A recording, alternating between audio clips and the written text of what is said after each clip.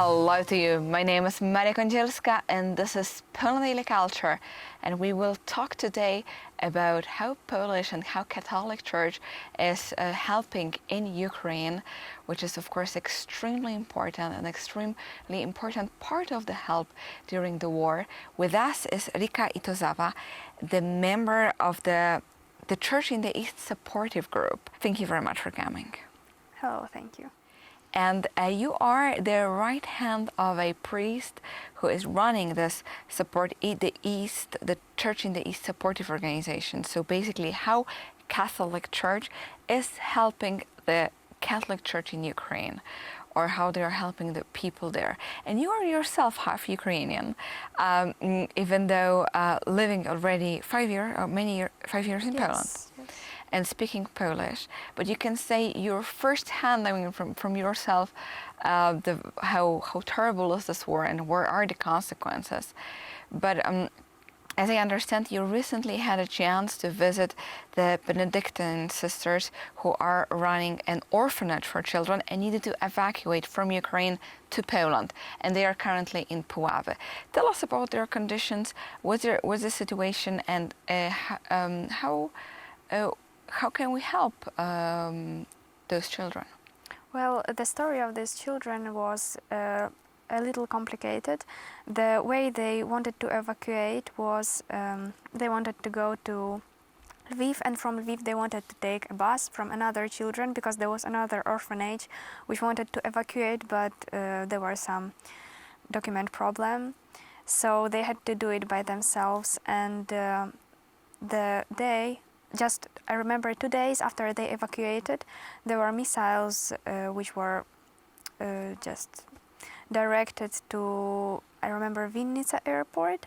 So the nun, because one nun is still staying in Ukraine all of the time, she called and told that they're so lucky that they moved because missile was shot by Ukrainian forces, but still some parts of that missile was in a place in the village they used to live.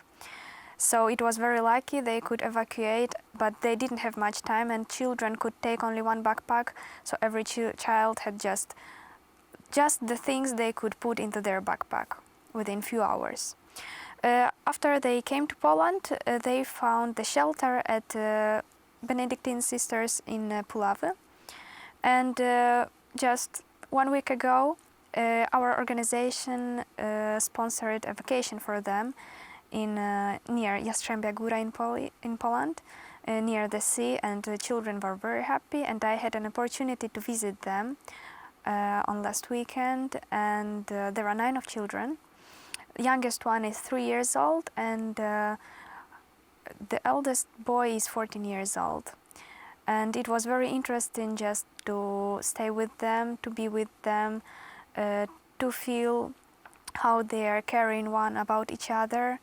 And of course they are missing their home very much, and every day they're waking up and asking their sisters and nuns when are they going to come back home.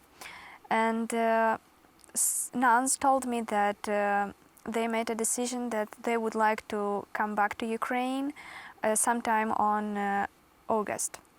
End of August, second half of August. So I think after they came back, the main support they would need would be financial support. But they are planning to go back this August? Yes. But that's very dangerous. That's dangerous, but central Ukraine seems to be not too bad now, and still children, they feel not too bad here, but still they want to come back home so much.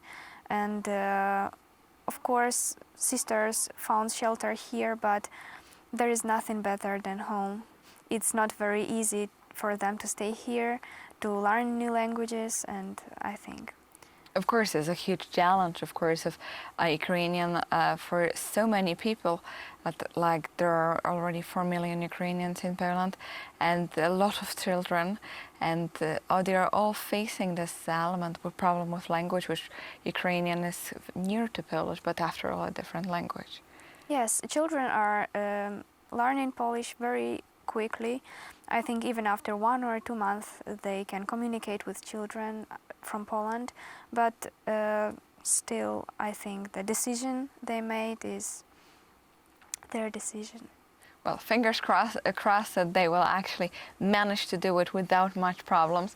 And to all of you, if you like to help the Benedictine sisters and their orphanage to come back home to Ukraine, even despite the war, then do it and support. You will find the link under this video if you want to help. And of course, stay with us because we'll continue with fascinating stories of what's going on behind the border in Ukraine and in the East, also when it comes to the church.